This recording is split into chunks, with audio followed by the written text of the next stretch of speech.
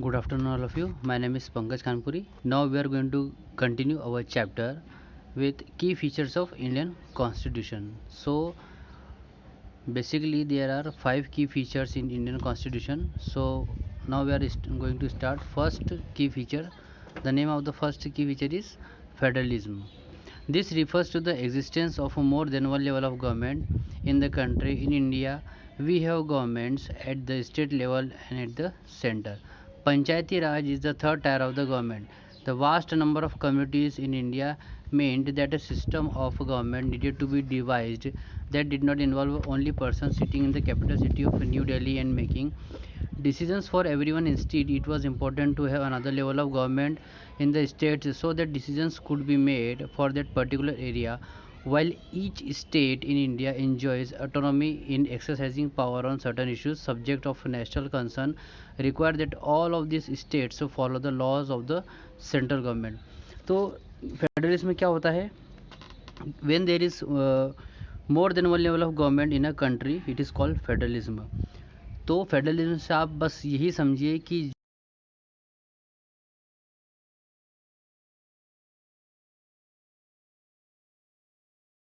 Government के एक से ज़्यादा लेवल हो, उसे क्या कहा जाता है? फेडरलिज्म। तो जैसे हमारे इंडिया में भी in India we have government at the centre as well as at the state. तो सेंट्रल गवर्नमेंट भी हमारी, स्टेट गवर्नमेंट भी, मतलब सेंटर में देखा जाए तो प्राइम मिनिस्टर होते हैं, स्टेट में देखा जाए तो चीफ मिनिस्टर होते हैं, है ना। और विलेज लेवल पे देखा जाए तो the Panchayati Raj at the village level, तो विलेज में भी पंचायती राज होता है ना।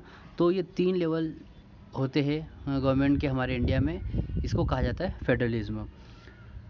The constitution includes a list that specify the subject that each tier of the government can make law on। तो और तीनों ही टायर जो गवर्नमेंट के होते हैं, मतलब सभी को अपने हिसाब से लॉज बनाने के अधिकार है अपने अपने पर्टिकुलर एरिया में। While each state in India enjoys autonomy in exercising power on certain issues, they are bound to follow the laws of the central government as a matter of national concern। तो ज़रूरत के हिसाब से अगर कोई सा भी ऐसा इशू है जो उस पर्टिकुलर लेवल पे अगर कहीं पे है, तो ये जो तीनों टायर है गवर्नमेंट के, अपने अपने लेवल पे उससे सॉर्ट आउट कर सकते हैं, उस इशू को क्या कर सकते हैं? सॉल्व कर सकते हैं। The constitution clearly defines the jurisdiction of the power of the government at the state and at that center. It also states where each tier of government get the money for its work। Suppose करिए कि अगर village में कोई सा issue है, मतलब कोई सा वर्क है जहाँ पर मनी की रिक्वायरमेंट है, तो वो अपना मनी की रिक्वायरमेंट स्टेट गवर्नमेंट को पहुँचा सकते हैं। तो वहाँ से उन्हें फ़ंड रेज़ हो जाएगा, मतलब वहाँ से उन्हें फ़ंड मिल जाएगा। तो हर एक लेवल की गवर्नमेंट अपने हिसाब से, अपने इलाके के हिसाब से कोई से भी इशू को सॉल्व कर सकती है। और अगर पैसों की नीड हो तो अगर पंचायती है, विलेज लेवल है, तो वो अपने पर्टिकुलर जो भी स्टेट है या डिस्ट्रिक्ट है ना, वहाँ से उन्हें फ़ंड मिल सकता है। और अगर स्टेट को कहीं पे कुछ प्रॉब्लम आती है तो वो सेंट्रल गवर्नमेंट से मनी की डिमांड कर सकते हैं, ठीक है ना। The states are not merely against of the federal government but draw their authority from the constitution as well। All citizens of India are governed by laws and policies made by each of these levels of the government। Okay, तो ये मान के चलिए कि जो भी tyre है government का, है ना, तीनों लेवल, चाहे वो पंचायती राज हो, स्टेट गवर्नमेंट हो या सेंट्रल गवर्नमेंट हो, ऑटोनॉमी होती है ना। मतलब उनको अपने अधिकार क्षेत्र में कोई से भी काम को करने की, है ना, छूट होती है। और अगर कोई सा इशू है तो वो सॉल्व कर सकते हैं अपने लेवल पे, ठीक है। सेकंड की फीचर है parliamentary form of the government. The different tiers of the government that you just read about consist of representative who are elected by the people, है ना। तो ये जो अलग अलग टायर है गवर्नमेंट के, तो यहाँ पर अलग अलग रिप्रेजेंटेटिव होते हैं, है ना, which are elected by the people, तो जो कि पीपल्स के द्वारा ही इलेक्ट किए जाते हैं। Constitution of India guarantees universal adult suffrage for all it's citizen. तो हमारे संविधान में क्या है कि यूनिवर्सल एडल्ट सफरेज या फ्रेंचाइज है, मतलब जो भी लोग 18 साल से ऊपर के हैं उनको वोट करने का अधिकार है, ठीक है। When they were making the constitution the members of the constituent assembly felt that the freedom struggle had prepared the masses for universal adult suffrage. तो हमारे जो कॉन्स्टिट्यूएंट असेंबली के जो भी लीडर्स है ना, उन्होंने जब फ्रीडम के लिए स्ट्रगल कर रहे थे तो उन्होंने ये पाया कि हमारे देश के लोगों के पास पैसे की तो कमी है, लेकिन अगर उन्हें हम वोटिंग करने का अधिकार दिला दें, ठीक है ना, सभी एडल्ट्स को जो 18 साल से ऊपर के हैं, तो बहुत बड़ी पावर उनके हाथ में आ जाएगी। अगर वो पावर उनके हाथ में आ गई तो क्या होगा कि वो अपने मनपसंद नेता को अपने हिसाब से चुन सकते हैं, ठीक है ना, जो उनके लिए जिस तरह का काम वो चाहते हैं वो करें, है ना। हम कोई भी लीडर क्यों चुनते हैं? क्योंकि वो हमारे लिए वो काम करे जो हम चाहते हैं, है ना, हमारी भलाई के लिए।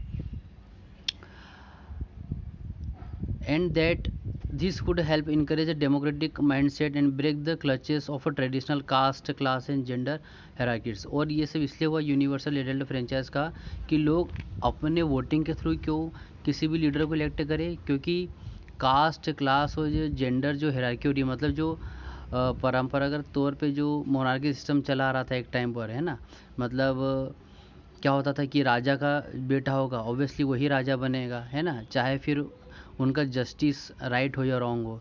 लेकिन डेमोक्रेटिक कंट्री में क्या होता है कि कोई लीडर, है ना, अगर अच्छा काम करने की उसकी इच्छा है तो हम उसे जिताएंगे, और अगर वो अच्छा काम करेगा 5 साल तक तो नेक्स्ट टाइम पे ऑब्वियसली वही चीफ मिनिस्टर या प्राइम मिनिस्टर बनेगा, ठीक है। तो इसने क्या करा, एक जो जेंडर हायरार्की है उसको, उस बैरियर को तोड़ दिया। This means that the people of India have a direct role in electing their representative, मतलब अपने रिप्रेजेंटेटिव को चुनने में जो हमारे इंडिया के जो लोग हैं उनका एक डायरेक्ट रोल हो गया। Also every citizen of the country irrespective of his or her social background can also contest in election. अब यूनिवर्सल एडल्ट फ्रेंचाइज का मतलब क्या होता है कि जो भी 18 साल से ऊपर है उसको वोट करने का अधिकार है। अब इसमें चाहे फिर वो किसी भी धर्म का हो, कास्ट का हो, रिलीजन का हो, जाति का हो, है ना, एजुकेटेड हो, अनएजुकेटेड हो, उसके बाद रिच हो या पुअर हो, उसको वोटिंग करने का अधिकार है। This representatives are accountable to the people, और जो भी नेता चुनेंगे वो लोगों के लिए अकाउंटेबल रहेंगे, मतलब उन्हें लोगों की बातें सुनना होगी, उनके लिए काम करना होगा, है ना, क्योंकि वो जनता के द्वारा ही चुने गए हैं। तो ये हमारा parliamentary form of government. Third देखिए, separation of powers. According to the constitution there are 3 organs of the government, these are the legislature, the executive and the judiciary, है ना। तो कॉन्स्टिट्यूशन के हिसाब से गवर्नमेंट के 3 ऑर्गन या अंग होते हैं। पहला है लेजिस्लेचर, दूसरा एग्जीक्यूटिव और judiciary. The legislature refers to our elective representative. तो लेजिस्लेचर मतलब वो बॉडी जो रूल बनाती है, ठीक है ना, और इसमें कौन लोग काम करते हैं, वो इलेक्टेड रिप्रेजेंटेटिव जो लोगों के द्वारा या मिनिस्टर्स के द्वारा या कैबिनेट में चुने गए हैं। The executive is a smaller group of people who are responsible for implementing laws. अब एग्जीक्यूटिव वो बॉडी होती है जो लेजिस्लेचर ने जो रूल्स बनाए हैं उनको इम्प्लीमेंट करवाना और गवर्नमेंट को चलाना। The judiciary, of which you will read more in unit 3rd of this book, refer to the system of courts in this country। Judiciary जिसके बारे में आप डिटेल में आपके चैप्टर नंबर 3 में पढ़ोगे, इसी सब्जेक्ट में, सोशल एंड पॉलिटिकल लाइफ में, उसका मतलब होता है जो कोर्ट सिस्टम है हमारा इंडिया का, ठीक है ना, from district court to supreme court, है ना, from tehsil court to supreme court.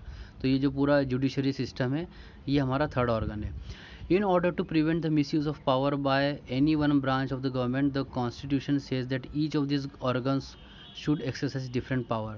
अगर ये तीनों ऑर्गन्स अपने पावर का मिसयूज़ करते हैं तो अगर कोई सा 3 ऑर्गन्स है, अगर एक मिसयूज़ करेगा तो बाकी के 2 ऑर्गन क्या करेंगे, उसके ऊपर एक्शन ले सकते हैं, है ना। इसलिए ये 3 ऑर्गन बनाए गए हैं, हमारे कॉन्स्टिट्यूशन में ऐसा प्रोविज़न है। Through this each organ acts as a check on the other organ of the government and this ensures the balance of power between all the 3। तो अगर एक गलती करेगा तो 2 उसको क्या करेंगे, उसकी गलतियों को चेकआउट करेंगे, इसी तरह से क्या होगा, बैलेंस बना रहेगा, है ना। इसलिए 3 ऑर्गन दिए गए हैं। अगर पूरी पावर सिर्फ लेजिस्लेचर को दे देते कि रूल भी उसे ही बनाना है, इम्प्लीमेंट भी वही कराएगा और उस पर न्याय भी वही देगा, तो गलत हो जाता है ना, वो पावर का मिसयूज़ कर सकते थे। सेम अगर एग्जीक्यूटिव के पास हो जाता, ठीक है ना, कि वो अपने हिसाब से उसको जैसा इम्प्लीमेंट करवाना वो करवा सकते थे, है ना, तो वो भी गलत होता।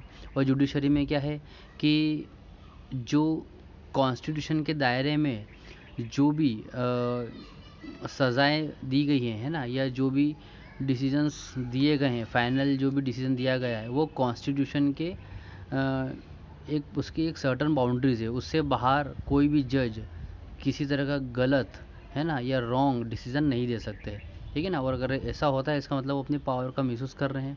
तो अगर वो पावर का मिसयूज़ करेंगे तो जो दो ऑर्गन है, लेजिस्लेचर और एग्जीक्यूटिव, वो क्या करेंगे, उस पर चेक करेंगे। ठीक है। Fundamental rights, the section of on fundamental rights has often been referred to as the conscience of the Indian constitution. ठीक है ना। तो ये जो फंडामेंटल राइट है, तो ये क्या है कि जो आपसी क्या बोल सकते हैं, जो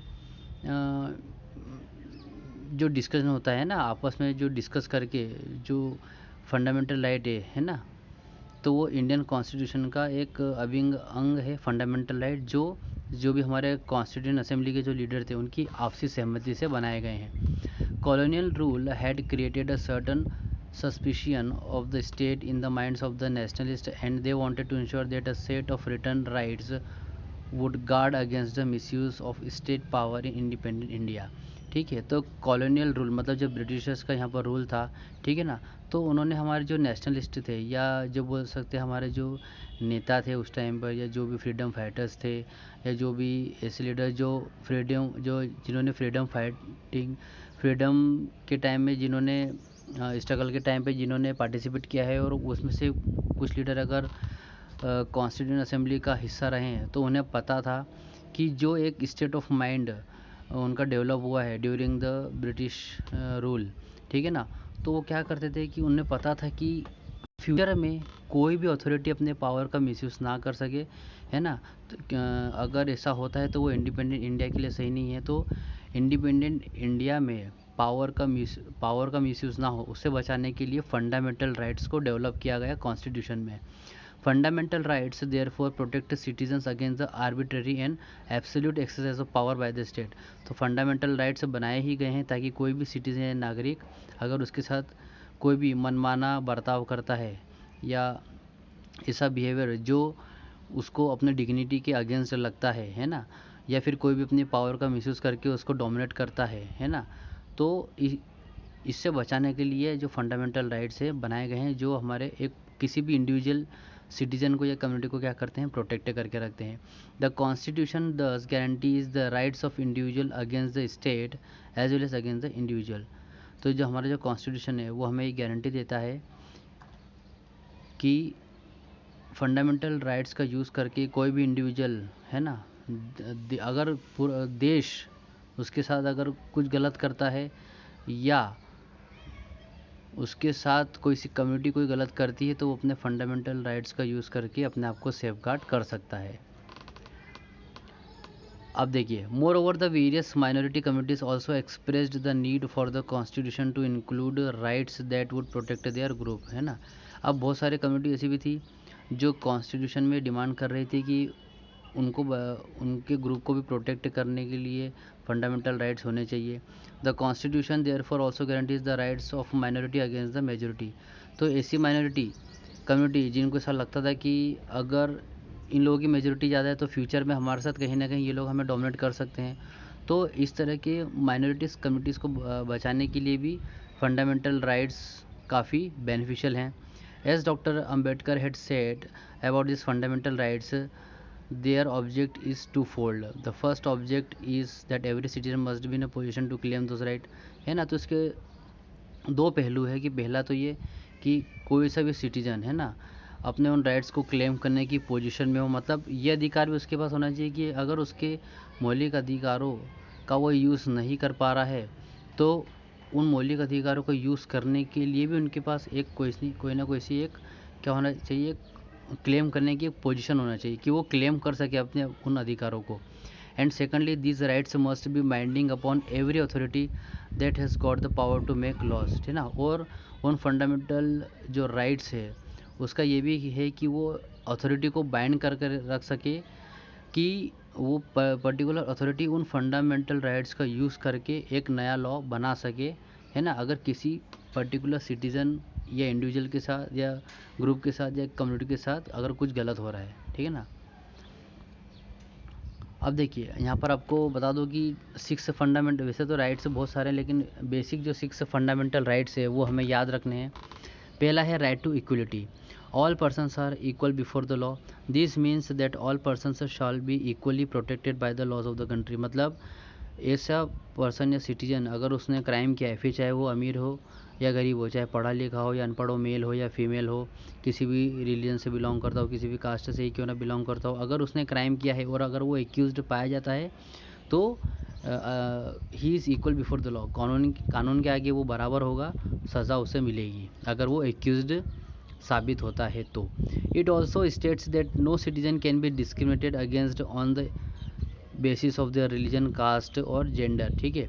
या इसमें ये भी है राइट टू इक्वलिटी में कि कोई भी पर्सन, चाहे वो किसी भी धर्म जाति का हो, जेंडर का हो, उसके साथ किसी भी तरह का कोई भेदभाव नहीं होगा। Every person has access to all public places including playgrounds, hotel, shop etcetera. कोई भी हो, उसे सभी तरह की पब्लिक प्लेसेस की फैसिलिटी को यूज़ करने का अधिकार है, चाहे फिर वो प्लेग्राउंड हो, होटल हो, शॉप हो। The state can not discriminate against any one in the matters of employment, ठीक है ना। रोज़गार के मामले में स्टेट, ये मतलब स्टेट का मतलब यहाँ पर होता है कंट्री से मतलब हो रहा है ना, इंडिया, ठीक है ना। किसी भी पर्सन के साथ भेदभाव नहीं करेगी रोज़गार के मामले में। अगर जॉब की बात हो रही है तो अगर वो क्वालिफाइड है उस पर्टिकुलर जॉब के लिए तो उसे जॉब मिलेगी, ठीक है ना। सिर्फ ये देख के नहीं कि यार ये दूसरे धर्म का है, जाति का है, या मेल है या फीमेल है, अनपढ़ है या पढ़ा लिखा है, अगर वो डिज़र्व करता है तो उसे जॉब मिलेगी। But there are exceptions to this that you will read about later in this book. The practice of untouchability has also been abolished, है ना। इसमें एक और है कि जो पहले हम हमारे यहाँ पर अनटचेबिलिटी जो प्रैक्टिस होती थी, मतलब लोअर कास्ट के लोगों के साथ जो अनटचेबिलिटी को लेके जो डिस्क्रिमिनेशन या भेदभाव होता था, है ना, उसे पूरी तरह से बैन कर दिया गया है, बंद कर दिया गया है ना। कहीं कहीं ये प्रैक्टिस होती होगी लेकिन अब उस लेवल पे देखने को नहीं मिलती है जिस लेवल पे पहले होती थी, ठीक है ना। सेकंड राइट है right to freedom. This includes the right to freedom of speech and expression. Right to freedom से मतलब है स्वतंत्रता का अधिकार, मतलब आपको कोई भी अपने विचारों को, है ना, कोई भी बोलने की आपको आज़ादी है, अपने विचारों को किसी के सामने रखने की आपको आज़ादी है। You are free to express your expression, your speech. The right to form association, आप अपना एसोसिएशन या ग्रुप बना सकते हैं, है ना, अगर वो सोसाइटी या एक अपने कंट्री या सिटी के लिए अगर वो डेवलपमेंट की बात करते हैं तो। The right to move freely, है ना, कहीं पे भी आपको इंडिया में कहीं पे भी घूमने की आज़ादी है, जाने की आज़ादी है। And reside in any part of the country, और भारत में आपको कहीं पर भी रहने की आज़ादी है।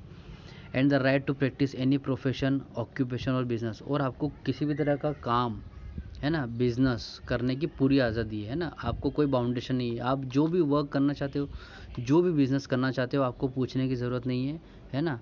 आपको किसी भी तरह का काम या व्यापार करने की पूरी आज़ादी है।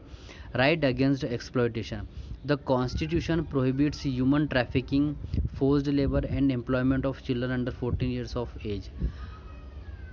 शोषण, मतलब अगर आपका शोषण किया जा रहा है, शोषण से मतलब बहुत सारा होता है ना, मेंटल एक्सप्लॉयटेशन भी होता है ना, अगर आपको काम का कोई ज़्यादा प्रेशर दे रहा है ना। फिर उसके बाद फिज़िकल एक्सप्लॉयटेशन भी है ना, अगर आपको आप कहीं पे काम कर रहे हो और आपके साथ फिज़िकली अगर कुछ गलत होता है ना, तो उसके खिलाफ भी आप आवाज़ उठा सकते हैं। उसके अलावा कोई भी अगर बच्चों की किडनैपिंग करता है या फिर ह्यूमन ट्रैफिकिंग से मतलब है बड़े लोगों को, किसी भी पर्सन का किडनैप करके उसके इंटरनल ऑर्गन्स को निकाल के बेच देना, अगर इस तरह की घटनाएं हो रही है तो उससे भी लड़ने के लिए हमारे कॉन्स्टिट्यूशन में प्रोविज़न है ना। अगर ऐसे बच्चे जो 14 साल से कम उम्र के हैं और उनसे कहीं पे भी काम लिया जा रहा है ना, तो ये पूरी तरह से प्रोहिबिटेड है ना, ये पूरी तरह से बैंड है। तो इस तरह के एक्सप्लॉयटेशन के खिलाफ लड़ने के लिए we are free. Okay. Right to freedom of religion, the religious freedom is provided to all citizens. Every person has the right to practice, profess and propagate the religion of their choice. किसी को भी अपने हिसाब से कोई सा भी धर्म चुनने की और उसमें जो भी कल्चर है, रिचुअल्स है, प्रैक्टिस है, उसको फॉलो करने की उसको पूरी फ्रीडम है ना। आपको कोई सा भी धर्म अपनाने की पूरी तरह से आज़ादी है। कल्चरल एंड एजुकेशनल राइट्स, या आपको अगर अपना फोर्थ वाला का जो है रिलीजन वाला, अगर आपका है, आपके रिलीजन में ऐसी अगर कोई सी प्रैक्टिसेस है जो हो सकता है दूसरे रिलीजन के लोगों को अच्छी नहीं लगती है ना, तो उनके डर से आप अपने प्रैक्टिस छोड़ दे, ऐसा ज़रूरी नहीं है, आप अपने रिचुअल्स को फॉलो कर सकते हैं, ठीक है। फिफ्थ है cultural and educational rights. The constitution states that all minorities religious or linguistic can set up their own educational institution in order to preserve and develop their own culture. मतलब अगर ऐसा ऐसे लोग जो माइनॉरिटी कम्युनिटी के मतलब जिनकी population कम है, ठीक है, ऐसे लोग जो कि रिलीजियस मैटर पे जिनकी पॉपुलेशन कम है, ठीक है, अगर वो अपना खुद का स्कूल या इंस्टीट्यूशन खोलना चाहते हैं और अपने कल्चर को प्रिजर्व करके रखना चाहते हैं या डेवलप करके रखना चाहते हैं तो दे आर फ्री, है ना। अगर इसी कम्युनिटी जिनको ऐसा लगता है कि हमारी पॉपुलेशन कम है तो हमें हमारी पॉपुलेशन को डेवलप करने के लिए या फिर लोगों को हमारी ओर अट्रैक्ट करने के लिए या जागरूक करने के लिए अगर हमको किसी इंस्टीट्यूशन को ओपन करना है तो वो ओपन कर सकते हैं, है ना।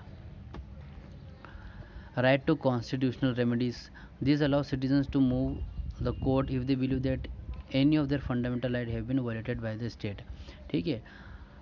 कॉन्स्टिट्यूशनल रेमेडीज का मतलब क्या है कि ऐसा सिटीजन अगर उसको लगता है कि मेरे मौलिक अधिकारों का मुझे मैं यूज़ नहीं कर पा रहा हूँ, ठीक है, या मेरे साथ कुछ गलत हुआ है, कंट्री ने या स्टेट ने अगर मेरे साथ कुछ गलत किया है, किसी पर्टिकुलर कम्युनिटी ने, किसी रीजन के लोगों ने अगर कुछ भी गलत किया है तो उसे सुप्रीम कोर्ट तक भी जाने का उसे अधिकार है ना।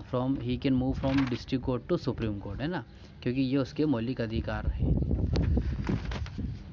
अब फिफ्थ जो की फीचर है that is secularism. Secularism means धर्मनिरपेक्ष। A secular state is one in which the state does not officially promote any one religion as the state religion. You now understand the ways in which a country's history often determines the kind of constitution that a country adopts for itself. The constitution plays a crucial role in laying out the ideas that we would like all its citizens of the country to adhere to, including the representative that we elect to rule us. Just like in the game of football, a change of constitutive rules will affect the game. Indian constitution has been amended over the years to reflect new concerns of the polity. Often a major change in the constitution means a change in the fundamental nature of the country. We saw this in the case of Nepal and how it needs to adopt a new constitution after it has recently become a democratic society. Secularism का मतलब क्या होता है, ऐसी country या एक ऐसा feature constitution का जिसमें कोई भी कंट्री किसी पर्टिकुलर रिलीजन को प्रमोट नहीं कर सकती सिर्फ इसलिए कि उस पर्टिकुलर रिलीजन के लोगों की पॉपुलेशन ज़्यादा है, ठीक है ना। क्योंकि all reasons are to be treated equally, क्योंकि हम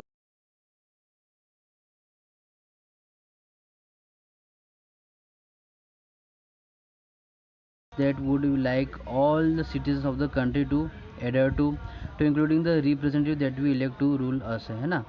इसलिए क्या करना है कि हमें जो भी कॉन्स्टिट्यूशन के जो आइडियल्स है हमें उसे बचा के रखना है। मतलब हमारा देश कैसा होना चाहिए, धर्मनिरपेक्ष।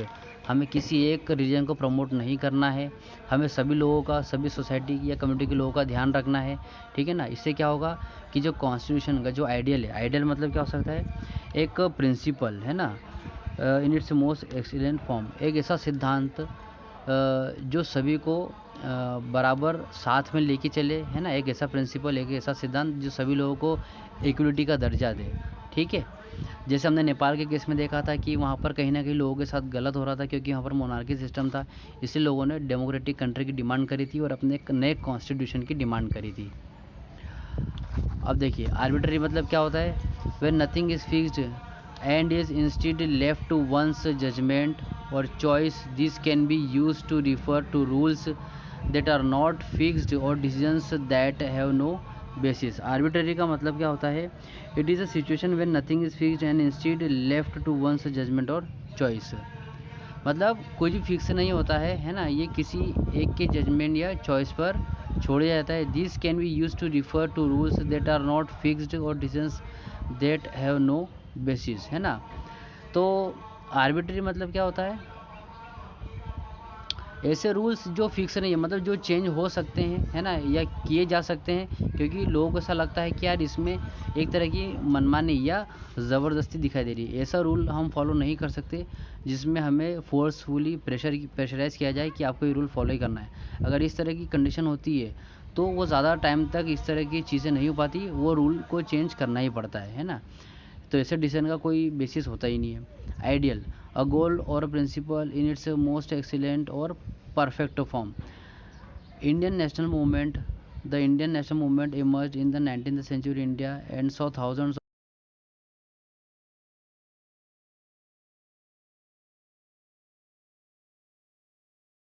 You will learn about this in greater detail in your history textbook this year, ठीक है ना। तो आइडियल मतलब क्या होता है, एक ऐसा प्रिंसिपल जो कि सबसे अपने उत्कृष्ट या एक्सीलेंट फॉर्म में हो, है ना, जो सबसे बेस्ट हो। तो जैसा हमने देखा था कि हमारा जो इंडियन नेशनल मूवमेंट हुआ था, जब हमने देखा था कि हज़ारों मैन एंड वुमेन, मतलब महिला और पुरुष इकट्ठे आ गए थे ब्रिटिश रूल से लड़ने के लिए, है ना। और उसका एडवांटेज क्या हुआ कि 1947 में हमें हमारा इंडिपेंडेंस मिल गया। Polity, a society that has an organized